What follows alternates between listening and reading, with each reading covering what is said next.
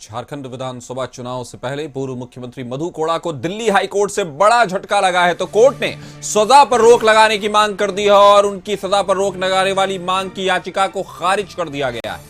उन्होंने कोयला घोटाला मामले में अपनी सजा पर रोक लगाने की मांग की थी। मधु कोड़ा ने कोर्ट से अपनी दोष सिद्धि पर रोक लगाने की मांग इसलिए की थी ताकि वो आगामी विधानसभा चुनाव लड़ सकें, लेकिन उनके सारे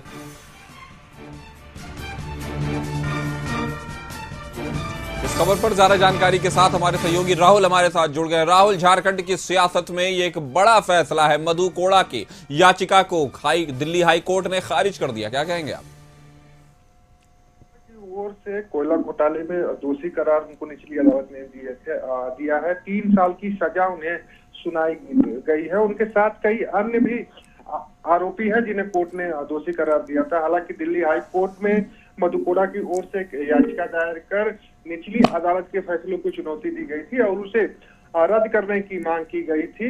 हालांकि सुनवाई के दौरान दिल्ली हाई कोर्ट की एकल पीठ ने कहा कि प्रथम दृष्टया जो इसमें याचिका में जो आधार रखा गया है वो आधार सजा पे रोक लगाने योग्य नहीं है, क्योंकि जो आधार रखा गया है उसमें विधानसभा चुनाव लड़ने की मांग को लेकर आधार रखा गया है, जो आधार ठीक नहीं है।